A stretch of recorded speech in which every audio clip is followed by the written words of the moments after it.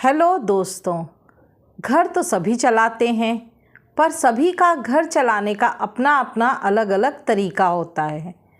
महिलाएं बहुत निपुण होती हैं घर चलाने में। वो बहुत बजट के साथ, बहुत सोच समझकर घर चलाती हैं। लेकिन सभी महिलाएं घर बहुत परफेक्शन के साथ चलाएं, ये तो पॉसिबल नहीं है। कहीं कहीं छोटी छोटी गलतियां सभी से होती हैं। तो क्या आप जिस तरीके से घर चला रही हैं वो क्या बिल्कुल सही है या उसमें कुछ गलतियां हैं? तो आज का वीडियो मैं इसी के लिए लाई हूँ कि अपना घर सही तरीके से कैसे चलाएं। तो चलिए आज का वीडियो शुरू करते हैं। नमस्कार दोस्तों, मेरा नाम शिखा है और आप देख रहे हैं शिखा टिप्स एंड व्लॉग्स चैनल। कई महिलाएं राशन का सामान उसको एक साथ मंगा लेती हैं और कुछ महिलाएं ऐसी होती हैं जो कि जब ज़रूरत पड़ती है उसी समय राशन का सामान मंगाती हैं। लेकिन क्या ये सही है? यदि आप राशन का सामान सिर्फ ज़रूरत पड़ने पर मंगाते हैं तो उसमें आपको थोड़ा नुकसान हो सकता है। क्या होता है, कभी कभी बच्चे अचानक कुछ फरमाइश कर देते हैं और हमको वो बनाना है। अब बनाने के लिए हमें पहले उसकी सामग्री चाहिए। पता चला कि जो फरमाइश की गई है उसको बनाने के लिए घर में सामान ही नहीं है। तो क्या करेंगे? हम बच्चों को उसी समय भगाएंगे कि जाओ ज़रा ये सामान लेके आओ, या फिर हम ऑनलाइन बुक करेंगे। अगर बच्चों का मूड अच्छा है तो वो ला देंगे, नहीं तो बैठे रहो, फिर ऑनलाइन ही दूसरा ऑप्शन है। अब यदि हम ऑनलाइन बुक करते हैं सामान तो आपको हो सकता है वो महंगा पड़ जाए, क्योंकि ऑनलाइन में हमको मिनिमम एक फिक्स अमाउंट होता है, उतने से ज़्यादा का ही सामान मंगाना है। तो इस कंडीशन में हम क्या करेंगे? हमें कोई ऑप्शन नहीं है, कुछ भी हो हम उसमें 2-4 एक्स्ट्रा की चीज़ें ऐड करेंगे और मंगाएंगे। तो ये कंडीशन कब आती है? जब हम राशन का सामान थोड़ा थोड़ा मंगाते हैं। जो महिलाएं राशन का थोड़ा सामान मंगाती हैं, इस तरह से उनको घर चलाने में प्रॉब्लम आती है। आप पूरे महीने में खर्च होने वाले सामान की एक लिस्ट बनाइए।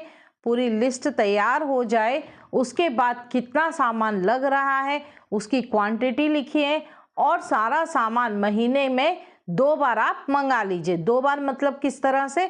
एक बार महीने के शुरू में 1 या 2 तारीख पर, और अगर कुछ सामान ऐसा है जो कि बच रहा है या आप लिखना भूल गए हैं, उसको आप सेकेंड लिस्ट में ऐड कर दीजिए।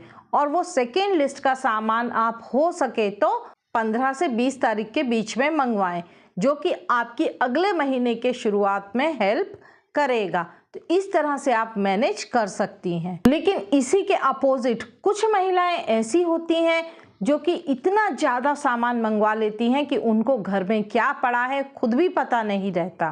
पैकेट वाले जो सामान होते हैं उनमें हमेशा एक्सपायरी डेट लिखी रहती है। हम ध्यान देते नहीं हैं, बस सामान उठा लाते हैं। 1 पैकेट, 2 पैकेट, 3 पैकेट, 4 पैकेट वो हमारे घर में इकट्ठा पड़ा रहता है और हम लोग उसकी एक्सपायरी डेट पर ध्यान भी नहीं देते हैं और वो पड़े पड़े खराब हो जाता है। तो इस तरह से जब आप बल्क में बहुत ज़्यादा सामान मंगवाते हैं तो वही सामान मंगवाएं जिसमें एक्सपायरी डेट की प्रॉब्लम ना हो। बाकी जो एक्सपायरी डेट वाले सामान हैं उनको अपनी ज़रूरत के हिसाब से ही मंगवाएं। एक साथ बहुत ज़्यादा सामान भर के घर में ना रखें, क्योंकि मार्केट हमारे घर से बहुत ज़्यादा दूर नहीं रहता है। हम लोग जा करके आसानी से सामान ला सकते हैं। आप बहुत सारा सामान मंगवा रहे हैं तो इस तरह का सामान मंगवाइए, जैसे राशन में चावल है, दालें हैं, गेहूँ है, आटा है, वो आप बल्क में मंगवा सकते हैं। लेकिन जो छोटी छोटी चीज़ें हैं जैसे गरम मसाले के पैकेट हैं, जो छोटे छोटे पैकेट में आइटम्स आते हैं, उनकी बिना एक्सपायरी डेट देखे सामान न मंगाएं और उसी के हिसाब से सामान उतनी ही क्वांटिटी रखें जितने दिनों में वो एक्सपायर होने वाला है। ज़्यादातर घरों में क्या सिस्टम होता है, हस्बैंड वाइफ को पैसे दे देते हैं कि तुम्हें पूरा महीना इतने पैसों में चलाना है। अब लेडीज़ क्या करती हैं, जैसा सामान मंगाना है मंगाती जाती हैं। बच्चों ने बोला वो भी मंगा लिया, कोई हिसाब किताब नहीं। मैं सबकी बात नहीं कर रही हूँ, कुछ महिलाओं की बात कर रही हूँ।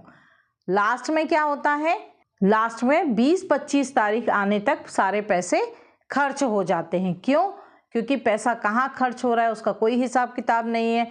जो ज़रूरत है वो मंगा लिया, बच्चों ने जो बोला वो मंगा लिया, बाहर का मंगा लिया खाने के लिए, ये चाहिए ये ले लो, वो चाहिए वो ले लो, बिना हिसाब किताब के खर्चा करती जाती हैं और फिर 20 से 25 तारीख तक एकदम खाली होके बैठ जाती हैं। तो पहले तो मैं यही कहूँगी कि महिलाओं को पूरा हिसाब किताब लिखना चाहिए, वो कहाँ खर्च कर रही, कितना खर्च हो चुका है पैसा। ऐसा करने से उनको हिसाब रहेगा कि हाँ अब हमारे पास इतना कम अमाउंट बचा है, उतने में ही हमें घर चलाना है, हमें अपनी ज़रूरत की चीज़ें ही खरीदनी है, फालतू खर्च नहीं करना है। तो इससे उनका पैसा बच जाएगा। एक चीज़ और ध्यान रखिए, हमेशा जब भी आप महीने का खर्च चलाते हैं, आपको खर्चे के लिए पैसे दिए जाते हैं, तो आप क्या करें, हर महीने थोड़ी थोड़ी बचत करें। मान के चलिए एक महीने में आपका 15,000 का खर्चा है, वो 15,000 आपको थोड़ी थोड़ी बचत के साथ इतना सेव कर लेना है कि अगले 2 महीने मतलब आपके पास एडवांस में 30,000 रहने चाहिए। 2 महीने अगर किसी कारण से आपको पैसे ना मिले या सडनली आप पर कोई ऐसा खर्चा आ जाए कि आपके हस्बैंड आपको पैसा ना दे पाए घर के खर्चे के लिए, आपके घर में कुछ ऐसे खर्च आ जाएं कि आपने जो सोचे ना हो और अचानक आपको पैसे खर्च करने पड़े, तो इस कंडीशन में आपको अपने महीने के राशन के लिए सोचना ना पड़े। इसलिए हमेशा 2 महीने आगे के पैसे आप बचा कर रखिए। उसके बारे में किसी को नहीं बताना है, वो आपका इमरजेंसी फंड होगा। कोशिश करें कि कभी भी घर चलाने के लिए पैसे उधार ना लेने पड़ें। इसलिए मैं हमेशा कहती हूँ कि थोड़ी थोड़ी बचत करते रहिए, जिससे आप जो बचत करेंगे उससे आप अपना खर्चा पूरा कर सकें। क्योंकि उधार एक ऐसा दलदल है कि जिसमें अगर हम एक बार धंसना शुरू हो गए तो आगे धंसते ही जाएंगे, निकलना बहुत मुश्किल हो जाता है। क्योंकि उधारी बढ़ती जाती है, कम नहीं होती है। हम सोचेंगे अगले महीने हम पटा देंगे, लेकिन अगले महीने का जो खर्चा है कहीं से यहाँ से वहाँ से खींच के हम बचा करके उस उधार के पैसे को दे तो देंगे, लेकिन फिर इस महीने हमारे खर्चों में बहुत तंगी आ जाएगी।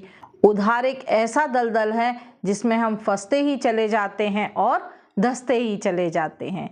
इसलिए कभी भी उधारी के पैसों से घर ना चलाएं।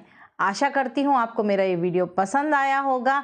आपको मेरा ये वीडियो पसंद आया हो तो प्लीज़ मेरे वीडियोस को लाइक कीजिए, अपने दोस्तों को शेयर कीजिए और मेरे चैनल को सब्सक्राइब कीजिए। बेल आइकन का बटन ज़रूर दबाइए, जिससे आपको मेरे नए नए वीडियोस के नोटिफिकेशंस मिलते रहेंगे।